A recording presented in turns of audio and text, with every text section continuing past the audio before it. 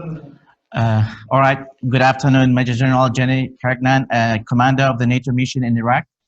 As Rudaw Research Center, we are very pleased to have you today on this virtual panel interview.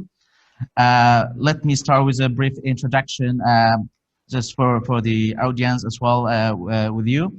So, General Jenny Kargnan, she has graduated from the Royal Military College of Canada, and also she has also graduated from the United States Army Command and General Staff College and the School of Advanced Military Studies, where she earned a master's degree in military arts and science. She also previously commanded 2 Combat Engineer Regiments, Royal Military College Saint-Jean, and the 2nd Canadian Division, where she led more than 10,000 soldiers. And she also participated in the 3 previous expeditionary operations in Bosnia and Herzegovina, the Golan Heights, and Afghanistan. And I'm here with you today with other colleagues. Fada, he's head of the Rudaw, and also we have Mr. Diyar Kurda, who's head of planning at Rudaw as well, and we have Mr. Shafan, and he's head of the output at the Rudaw Media Network. So we are very pleased to have you here today with us. I think what I'm suggesting, first of all, if you could, like, for 10-15 minutes to speak on the NATO mission in Iraq. As we know that the NATO engagement with Iraq, it goes back to 2004, starting training the Iraqi security forces, and that has went on like in 2011, that when NATO granted Iraq as a partner, and also in 2012, so signing the Partnership and Cooperation Program with Iraq. And then later, through the global coalition, NATO continued to providing the support for the Iraqi security forces. And also in July 2018, in the Brussels summit, in the Allied launched NATO Allied launched the non-combat training and capacity building mission for Iraq. So please. Good afternoon, Ali. Thank you very much for the invitation. It's always a pleasure to be able to speak about NATO mission Iraq. If I may start, I can tell you about what NATO mission Iraq is right now, and a little bit of its development over the past couple of years since the summer of 2018, when this new NATO mission Iraq was established.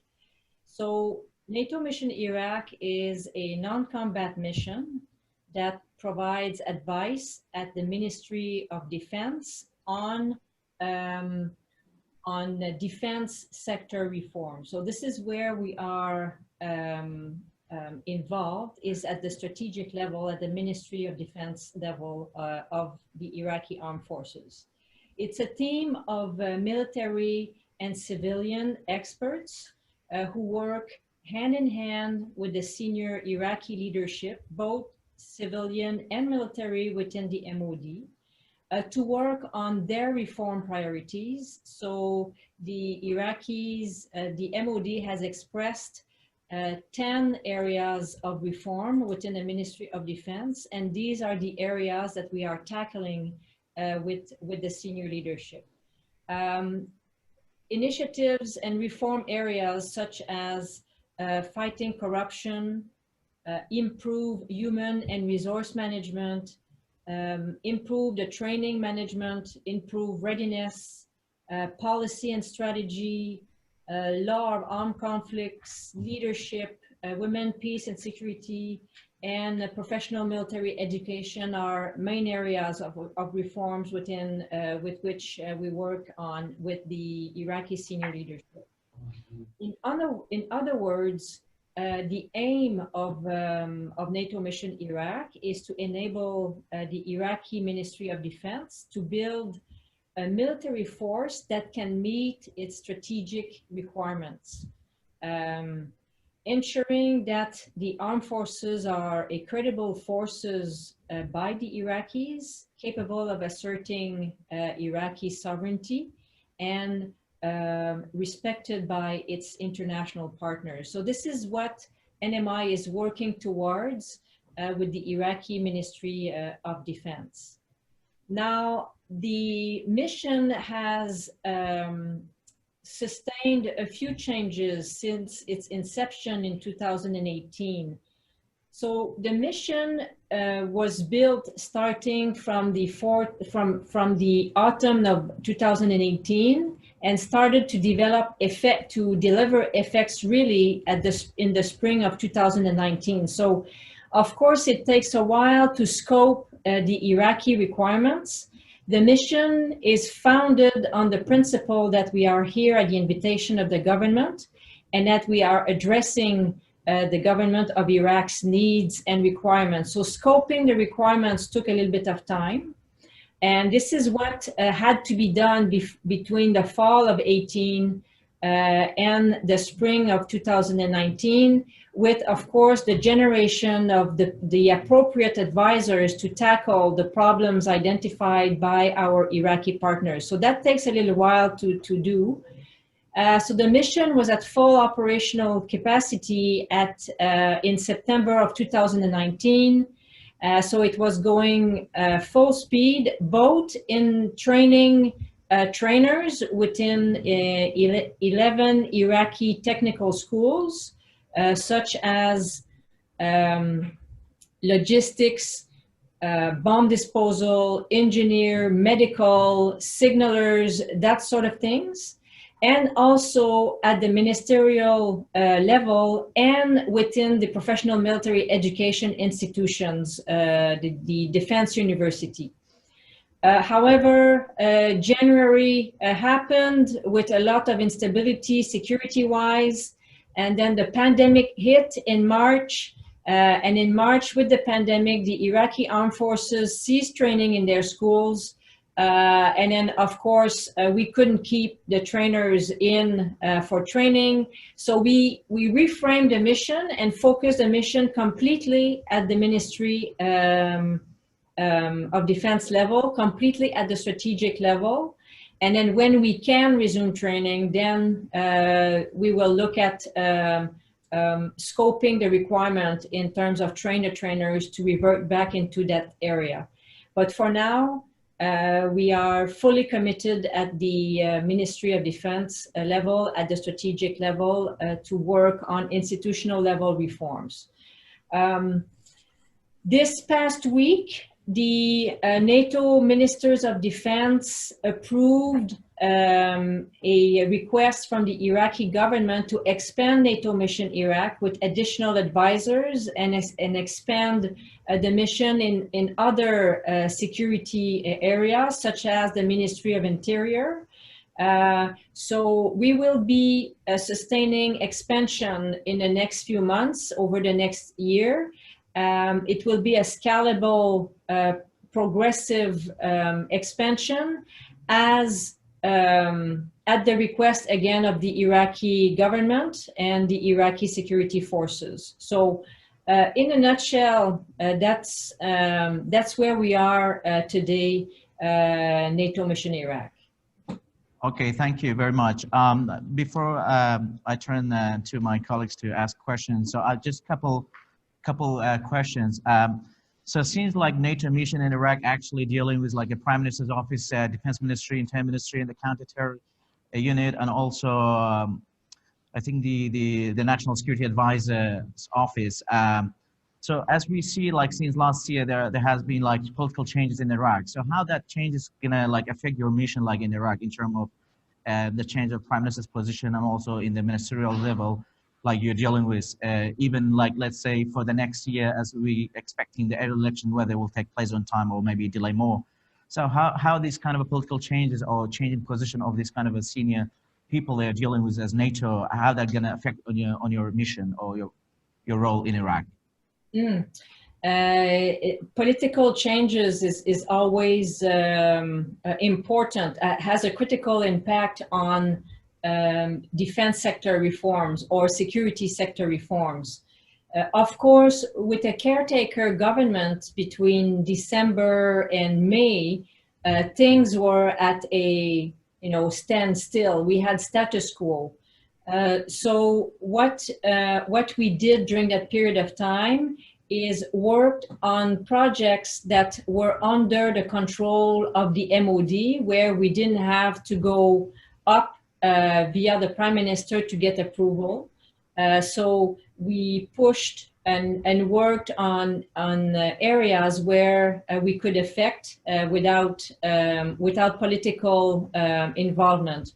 But it's clear that with a new government in May, we really got more focused on the security sector reform. It is very important for the academy government to push on the security sector reforms, and we have felt that in terms of priorities put towards certain projects. For example, fighting corruption.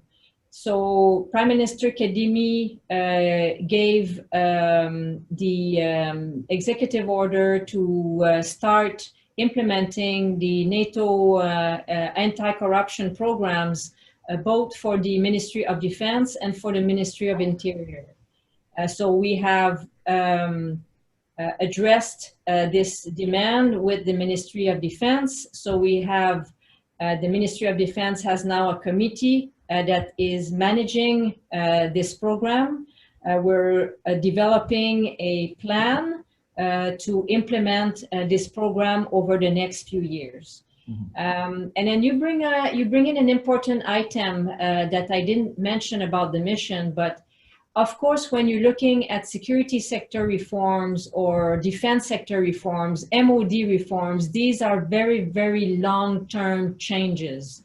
And the mission here is built on the concept that we will be here for a few years, for a finite time, to start the momentum on reforms and changes.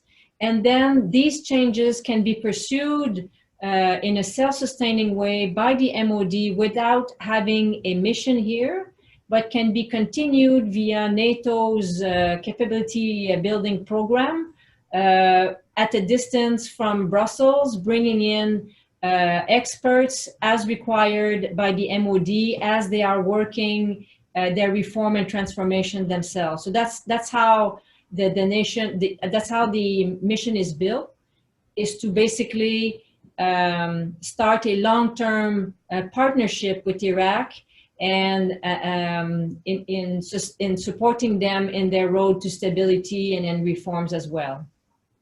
All right, thank you. Another follow-up question regarding to the NATO mission in Iraq is after the killing of Soleimani earlier this year, we have witnessed that NATO is like pulling out some of its personnel from Iraq. As sort of like about the concern about the escalate of the security issues in Iraq. So how do you see, like, even there are like also more attacks on the Iraqi joint, I mean, it was a coalition basis where like some of these bases were like even the host of the NATO trainings. How that this kind of activities like affect your also your mission in Iraq, like when it comes to attacks on the Iraqi and the coalition bases around the country? Yes, of course, it's a major factor that we consider in our posture here and how we base our forces. So we take that under consideration. The Iraqi government, the government of Iraq, has also clearly emphasized and committed to providing security for the NATO forces here in Iraq.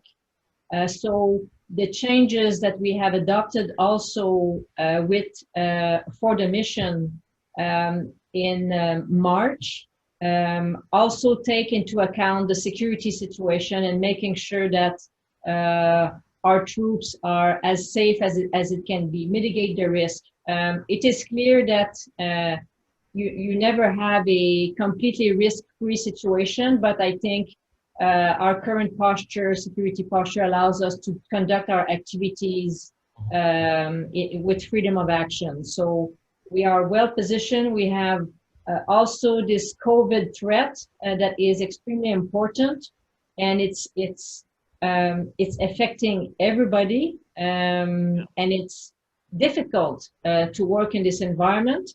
But we now have developed protocols and ways of working with our Iraqi counterparts. We do some of our activities like this via virtual Zoom or virtual conference rooms, and have developed capacity and abilities to do it.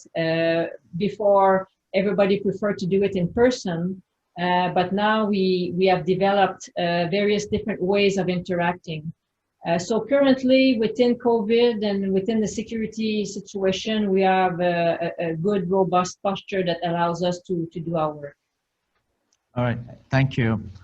I'm gonna turn to my colleagues to have questions, and then I will have more follow-up questions to you. Okay, please.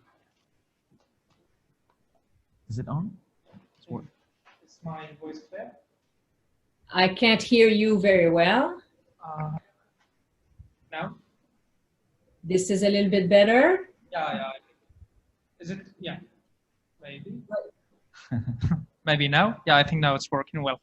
So this is Nuener from Rudaw. I'm the head of Rudaw Radio. Thank you for this time and for this opportunity. My question is, one of NATO's missions in Iraq is it's re-emerging of ISIS, to preventing the re-emerging of ISIS. And now recently, especially in the last year, we see that ISIS activities and attacks, especially in the areas like Kirkuk, Diyala, and Nineveh, we see that they are attacking almost like on weekly basis. Iraqi forces, also Peshmerga forces. Like an Iraqi government, there was a lot of meetings as well between the Iraqi government and the Peshmerga to address this problem. How, in your view, how serious is this re-emerging? Can you call this a re-emerge of ISIS? And how do you evaluate Iraq's measures to prevent these attacks? Mm-hmm. From where I sit, Daesh, ISIS has been defeated. So they are still able to launch attacks, but it is much more contained and limited to the threat they were posing before. OIR's mission, along with the international coalition and their Iraqi partners, currently they are securing the enduring success of the campaign against Daesh. So they are protecting this peace. And to your question about the abilities of the Iraqi security forces to take this on now on their own, they are in a very, very good place. They conduct a lot of these operations on their own, with a little bit of support now from the international coalition. But most of these operations are all conducted by Iraqis on their own. The other, very positive aspect is in the recent weeks and days, there has been various security agreements that were put in place, joint operation centers with the various security forces, including the Peshmerga, the Sinjar agreement. These are extremely promising because, of course, the more complex a piece of terrain is, if there is some kind of vacuum created there, Daesh is going to exploit these areas where there's a gap in security. So having these joint operation centers and security arrangements in place is filling this gap with security forces who can basically defend the local population against Daesh. So I think this is very promising, looking to the future on how and how this has improved over the last few months. NMI-wise, NATO Mission Iraq posture towards this is that a Ministry of Defense that can manage its own defense and its own sovereignty, you know, setting these conditions in place will prevent a resurgence of something like Daesh to come back ever again. So we are really focused on the long-term and self-sustainment of the Iraqi Ministry of Defense. I have to mention that over the past 20 years, the Iraqi MOD has been involved in a lot of fighting. And these reforming and modernizing your strategic level is difficult under these circumstances. It's difficult when you're not fighting wars. So hence, there has not been an opportunity to modernize their strategic level to adapt to modern warfare. So this is why now the time is absolutely right to tackle these long-term reforms that will have long-term effects on the self-sustainment of the Iraqi MOD. All right, thank you. Do you have a question?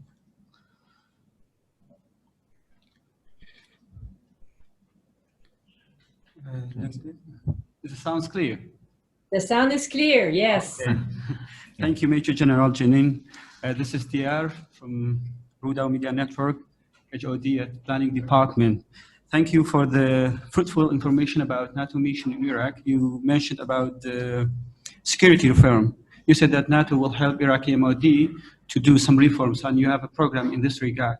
My question is that, do you help Iraq to address the group of militia, and do you help Iraqi MOD to be able to melt down them in a united national army that take orders from the Commander of Chief, Iraqi Commander of Chief, not the leaders of group of militias and the leaders from other countries?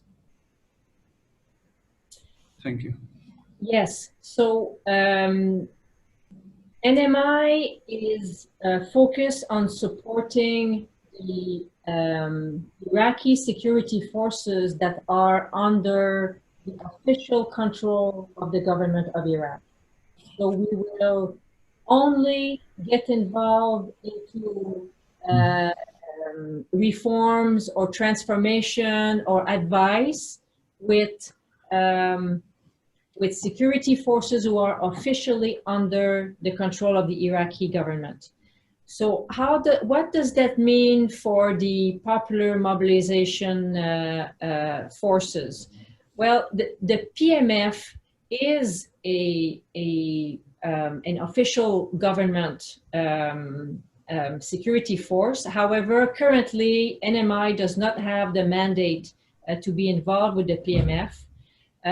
This might be possible in the future at the request of the government of Iraq. But again, in that sense, we would be involved strictly at the institutional level in areas where we would bring in these security forces under reforms as requested by the government. The institutionalization, the professionalization of the PMF could be part of a future involvement of NMI, again at the request of the government of Iraq. One of the things, again, that would be important for the PMF would be a human resource management, for example. Knowing exactly who is part of your forces, how many people you have, what qualifications do they have, like any professional military force has. This could be one of the areas that could be worked on with the PMF as an example. Anti-corruption program, same thing as for the Iraqi MOD, that sort of thing. So currently we don't have the mandate.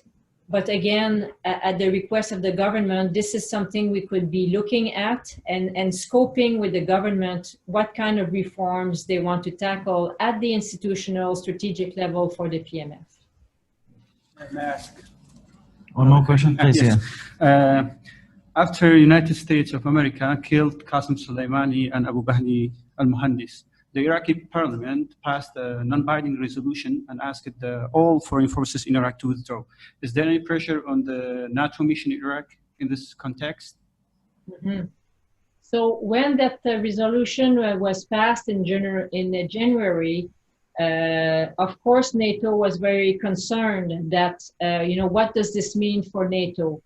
Mm-hmm. So what we immediately undertook in a couple of weeks after the resolution is we went back in consultation with the government of Iraq to make sure that we were welcome. We were still welcome in Iraq, and that didn't involve NATO, which is what happened basically. So the NATO and the government of Iraq sat together and issued letters on the status of NATO in Iraq. And Iraq reaffirmed its support for NATO mission Iraq to be present and potentially expand at their request and in fields where they would require additional support for reforms. Back to NATO itself. NATO is a political and military alliance. So it is a very special alliance because of that. It's not just militarily that forces get together to do exercises, but it is also the military forces of NATO get their orders from 30 different nations, and it is from a political assessment. So the political aspect of the relationships in between the 30 nations is something that is debated in NATO, and of course there's a lot of these discussions ongoing at the political level, but I am not privy to that, but there's certainly a lot of political discussions amongst the allies as to how to deal with various problems. And there are many issues discussed in NATO that affects all of the 30 nations in NATO. Okay, thank you.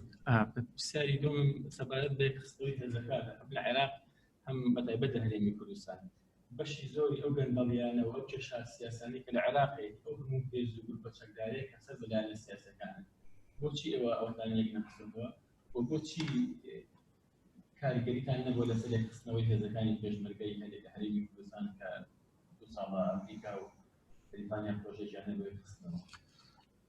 So the second question regarding to the all these armed groups across the country, like is mostly like affiliated with different political parties in Iraq. And also we have like divisions within the security forces inside the KRI. He was saying why NATO didn't play like a role to reunite these forces to make them as more like a national force, because all the corruption, when you mentioned that the NATO's mission is, to counter corruption as well, that it comes from all this kind of a different division within all these armed groups that are affiliated with the political parties rather than to be within one national unit. Mm-hmm. Well, I think our role is to facilitate stability via a Ministry of Defense that can assert its sovereignty. So this is how this is how we work. So NATO cannot solve all of this on its own. So we are working very closely with many partners who have various expertise. So, for example, we work with the European mission in Iraq. We are also working with United Nations Development Program, UNDP, who has the overall coordination of the security sector reforms. We are working with the Office of the Security Cooperation Iraq, and we are also in touch with UNAMI. So we are working with all of these various partners who have different mandate, and we don't have a political mandate. We don't have a mandate to intervene within the governance of the government Iraq. UNAMI has that type of mandate, but we work with all of our partners to synchronize our actions so we have the best effect in terms of stability. But NMI per se has the portion of the MOD in making the MOD being able to self-sustain and act as a stabilization and can assert its own sovereignty for the Iraqi territory. All right, thank you very much. Regarding to actually for the longer term, the NATO's mission in Iraq, will it be quite affected by any U.S. withdrawal or any reduction in the let's say in the support from the U.S.-led global coalition as well for Iraq? If either because of the upcoming election, if the American foreign policy will change in Iraq, or if there will be any major events across Iraq or across the Middle East that will affect the position of these major allies, do you think that then NATO's position in Iraq will be affected by that? So the international coalition has entered a new phase in its campaign. They're calling it the normalization phase, and they are in transition towards you know, they're going to decrease in size over the next few months. So we are coordinating very closely with them their transition. So the intention for NATO is to be completely self-sustaining here in Iraq without the global coalition, or with however it's going to look like in the future. So the intention, the alliance intends to remain in Iraq with NMI for the foreseeable future. Again, I cannot put specific time for NATO mission Iraq per se. I would say probably a good 5 years. The idea again is to start a good momentum on reform and transformation.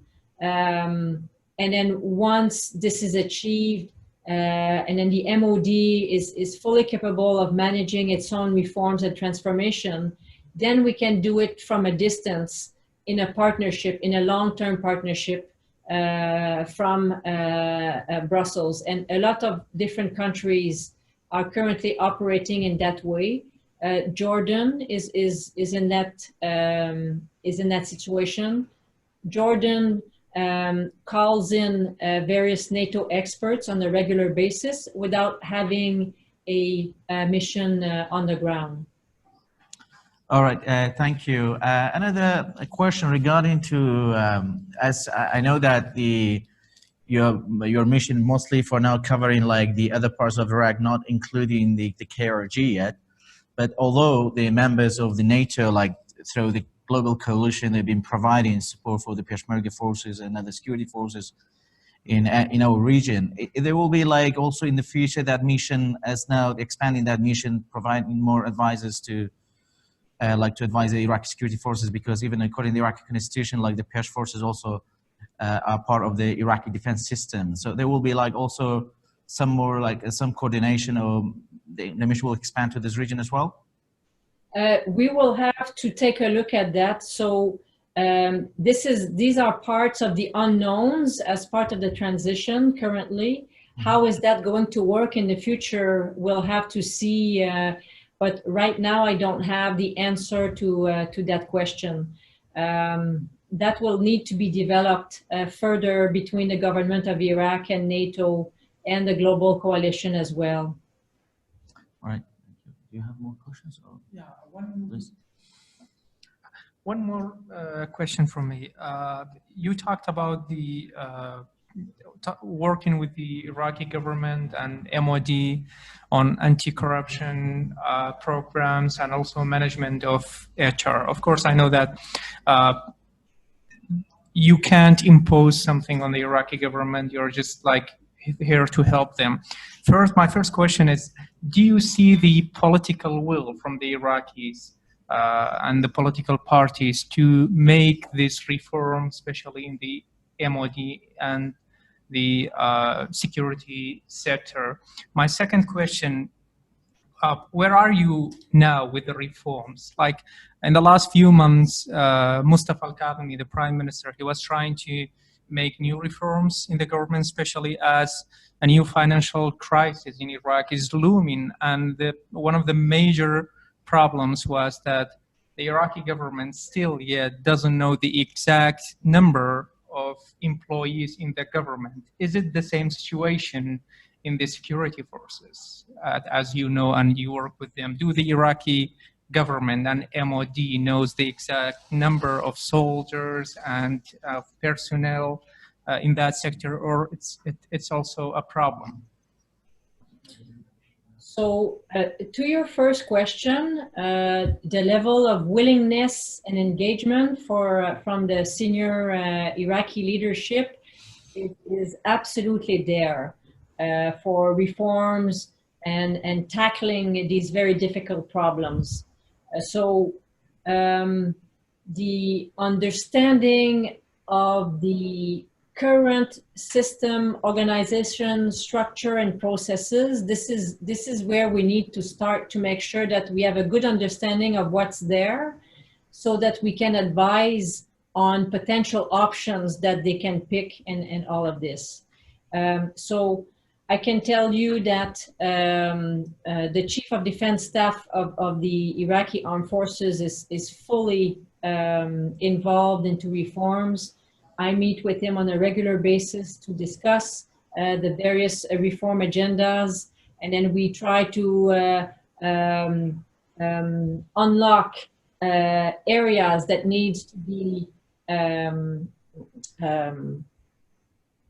facilitated to facilitate again change and all of this. So we have a lot of work to do on planning and figuring out what a methodology of what will be addressed first, because 10 reform initiatives to this level of changes, you can't tackle everything at the same time, because it's a lot to assimilate in one shot. So I can tell you that the level of engagement is absolutely there.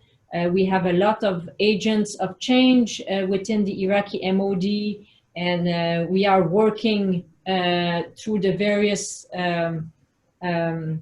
obstacles. There is a lot of obstacles to changes. Budget is one of them, as you mentioned. So we're tackling these problems with them. So where are we in the reforms?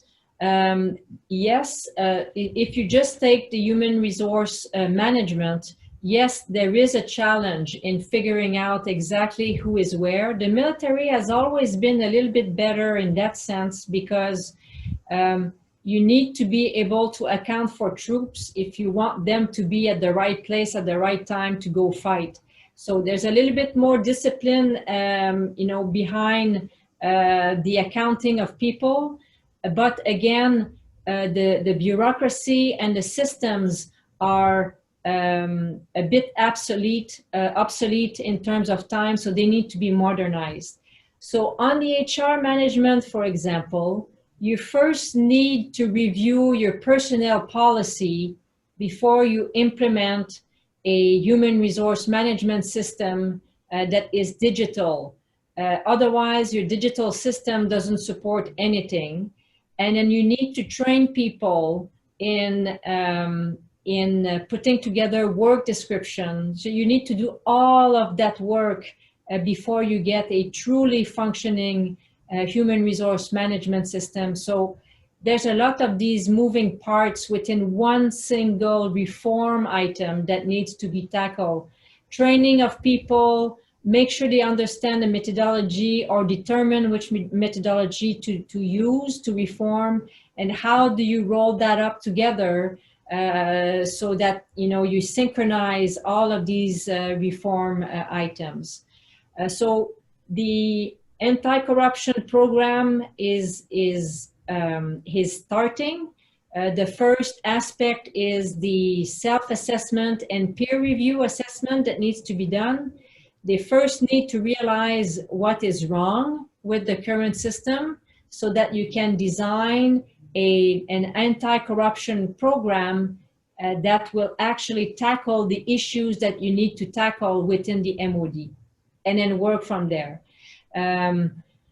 NATO is currently implementing this program in 19 different countries. It has proven itself. It is working, but it's many years of determined and deliberate actions that needs to be followed up. And again, NATO does not need to be physically here as part of a mission for this program to move along. So as you can see, I can, go down the list of these 10 reform items that we're working on, but they are quite complex and diverse, and they require a lot of work. So currently we are very much into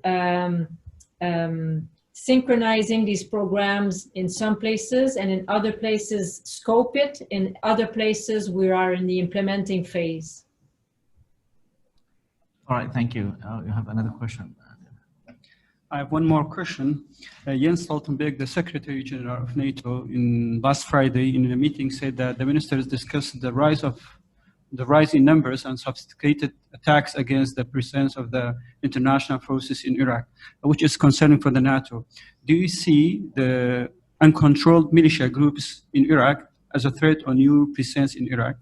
And the second question is that, how do you assess and how do you see the Iran's role in the Iraqi military and in supporting the Iraqi militia groups in Iraq? Can you repeat the second question again? How do you see the Iran's interference in the Iraqi military area, the Iranian? Okay.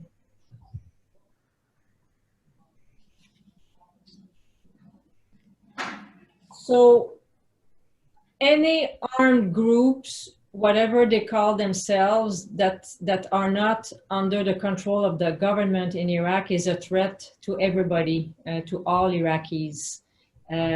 So, and they need to be dealt with under law and order discipline. So we have, as military, put in place measures to ensure the safety of our personnel. And we are also relying on our Iraqi counterparts and Iraqi government and Iraqi armed forces to protect us as well. But I think the greatest threat that these armed groups have that are not under the control of the government are towards the Iraqi themselves. So Iranian influence within the Iraqi MOD currently, again, I don't really feel that as what I sense from my Iraqi counterparts and the Iraqi senior leadership is a great desire to understand the NATO system, understand the NATO organization and models so that they can pick their own model and be able to operate with NATO in the future, either as part of exercises or as part of deployments. What I sense from my Iraqi counterparts is a desire to be recognized on the international scene as a credible force capable of operating both in Iraq and internationally. So the long-term vision and intention is to go there. So this is what I sense, this is what I perceive from my Iraqi counterparts. All right, thank you very much.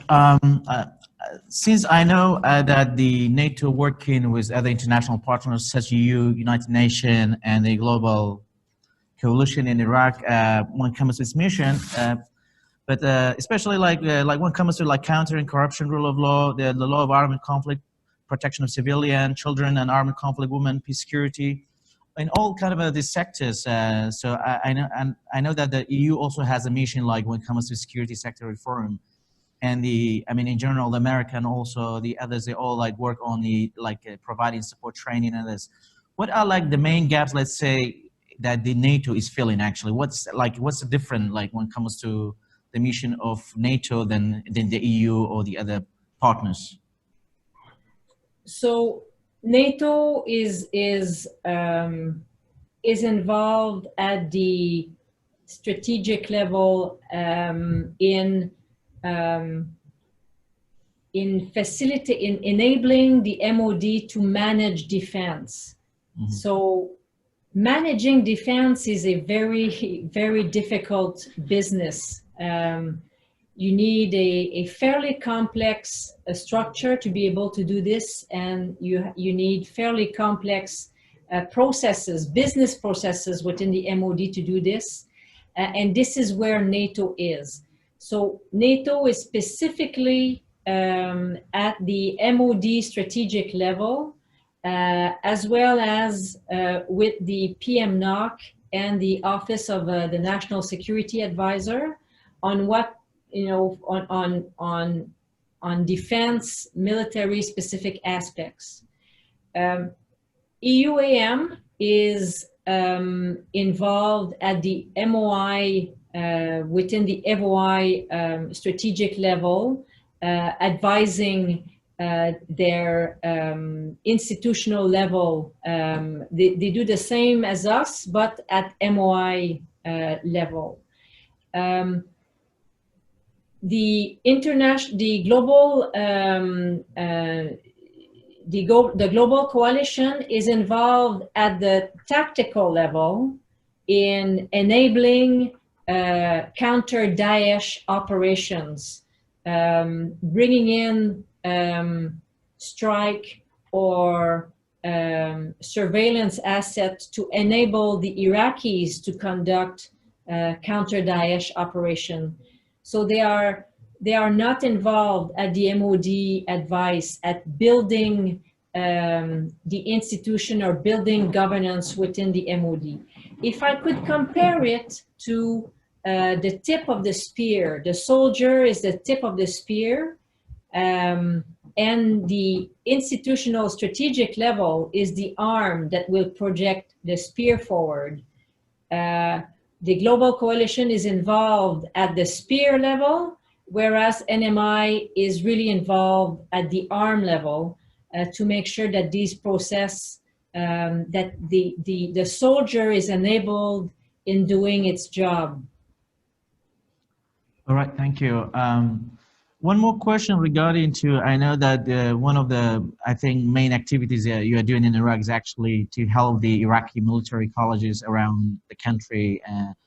So what's your assessment right now for the current status of these kind of military colleges in Iraq? Do you think at the level of the Mandarin standard, they can really educate enough military leaders for this country? So they need the support in refreshing and modernize their curriculum. And this is what we're going to be working with them at doing. And we're doing this with the Defense University. We're doing this at the War College, at the National Defense College, at the Defense Language Institute, at the Command and Staff College. So we at the MTDC and ECDC, which are the civilian and military staff colleges. So we are embedded within these institutions to help modernize their curriculum, what they deliver to the students. But also modernize the institution itself so that it can affect its own transformation over time. We are also enabling them to be part of the great global defense university network. So we all know that universities have a great international network to exchange on best practices, on new ideas, develop the strategic thinking. So again, the president of the Defense University was very clear on that aspect, that he wants to open the Iraqi Defense University to the world, and then be part of this great network of universities across the world. So we're going to enable this process by putting him in contact with the various associations, university networks, and so on. Thank you. As my colleague has another question, I think we are close to end of the panel. Time has gone really fast. It's amazing. Yeah, thank you.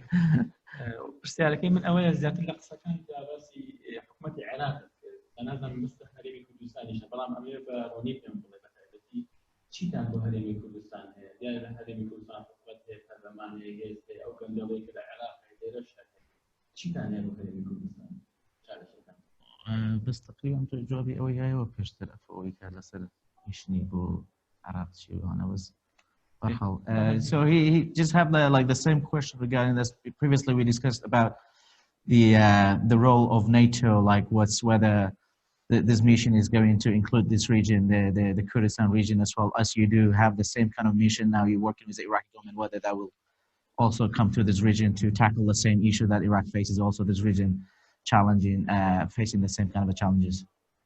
Mm-hmm. Yes. So.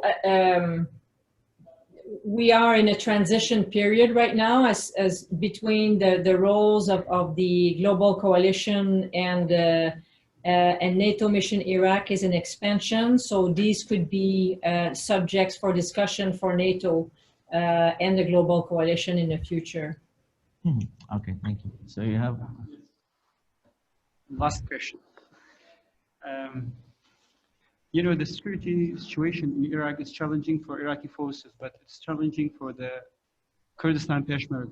Has the Ministry of Peshmerga asked NATO mission Iraq to help them to build self-sustaining in fighting against terror and extremism in Iraq and in the Kurdistan region? And if there's a request, such a request from the Ministry of Peshmerga, do you have any intention to help the Ministry of Peshmerga? So as far as I know, we didn't get any requests from the Ministry of Peshmerga. In the future, could we be involved into the development of the Ministry of Peshmerga? I really don't know at this point in time. There's currently a mission being conducted by the global coalition. As I said, they are currently in transition. They will be reorganizing with different tasks in the next 2 months. And we don't have yet visibility on where this is going to go. But these could be subject of discussions between the Ministry of Peshmerga, the government of Iraq, and NATO in the future. You have another question? Okay, I think thank you for your time. I think we took the 1 hour already from you. So if anything else I would like to add based on the questions, or anything else I would like to add to this conversation. Oh, Ali, I thought it was a great conversation. Really, really difficult question. You guys didn't, let me escape with anything. I really enjoyed the discussion and the opportunity to talk with you this afternoon. Thank you very much for the invitation. Really appreciate the discussion. So you are welcome, and we were also very pleased to have you. And as far as I heard that you are leaving soon, so I wish you best luck with your future career, whatever it will be. Good luck. Thank you very much. Thank you. Thank you. Thank you very much. Bye. Thank you.